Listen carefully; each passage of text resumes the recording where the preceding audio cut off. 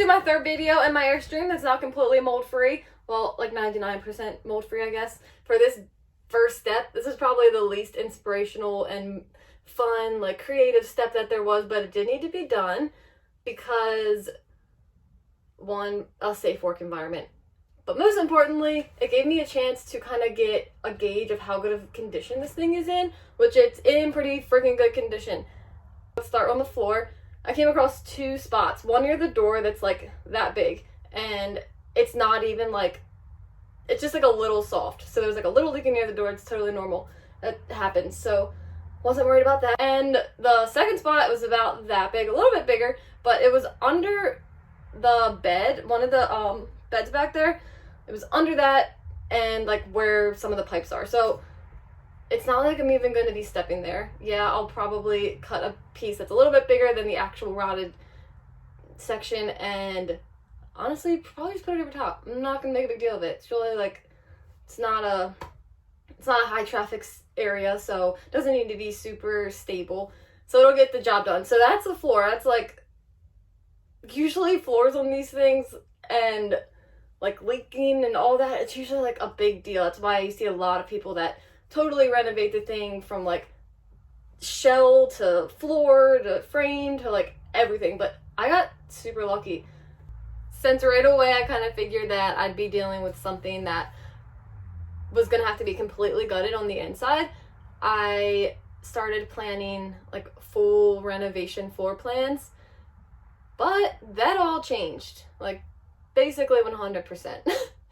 That entire plan is like no longer, at least for this Airstream, it's no longer in my plans. So since this is in such good condition, I was like, as I was cleaning the mold, I was kind of like, oh, I hope I find some like really bad leaks, or I hope the whole floor, because I don't know, I just want to rip things up and put things back and just create 100 more obstacles for myself and 1,000 more projects, because that's apparently what I like to do.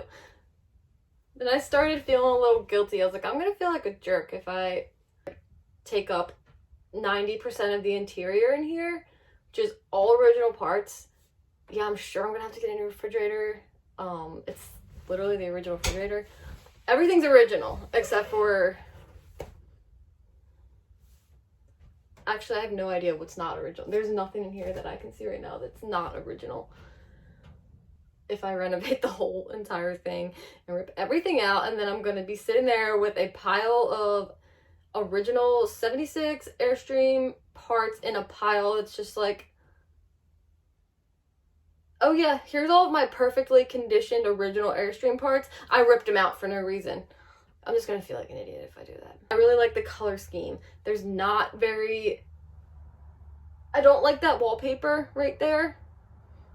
It's like a gray white checkerboard. I'm not a real big fan of that. So I'm gonna figure that wall out.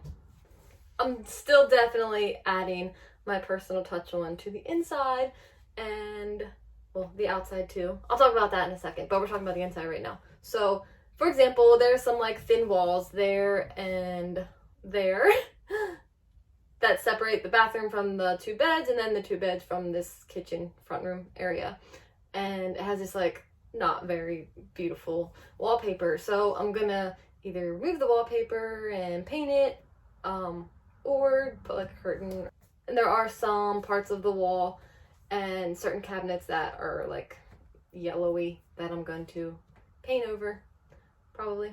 Other than refurbishing it in those little smaller type of ways, I am going to kind of manipulate the floor plan a bit. So I'll walk you through this one. So I'm definitely thinking about making that front area a bed, and then since I have two beds in the back, this is what I'm gonna do with those. All right, so front, and then there's the kitchen, and then here's the back. So bathroom, and then there's a bed on this side, and a bed slash my cleaning supplies on that side. Since I am leaning towards making that front area where the table was a bed, I'm not gonna need two beds back here. So one idea I have is to make a desk, little office space where the one bed is, and then on the other side where the other bed is, like little storage, or I don't even know, I don't really need that space. I don't have that many things. Oh, and outside. When I first got it, I was like so excited. I wanted the Argosy so I could paint on the outside and make it easier. Yeah, technically you can paint on the other ones, but there's like more steps you have to take. So that's one huge reason why I wanted the Argosy, the painted Airstream, so I could paint on the outside, like murals and all this crazy stuff. Then I went through a phase where I wanted to do a two-tone, white and then a tan, or bright aqua and then a white. And I got bored of that. I was like, meh. So I'm gonna paint it. Crazy mural. I'm gonna have it a little bit more planned than most of my artwork in the past. But as we all know, with my artwork, I usually start with one idea and end up somewhere totally different. But regardless, the outside is going to be covered in things that I like. Probably my goats' faces, plants, outside stuff, food. I have an idea, and right now my idea is just everything, a bunch of everything, just all intertwined, and it's gonna make perfect sense, and that's my idea, so we'll see where that ends up. Really extravagant things Lindsey likes mural. That's all I have right now. That's all the information I know.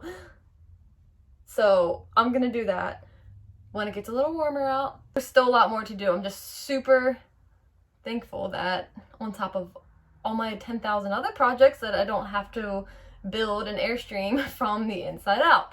I can kind of skip to the fun part now. Like, just the fun designing part. I'm sure I'll hit a lot of obstacles though, so I'll still be sharing those. So that's what I've been up to. Thinking, planning, and scrubbing.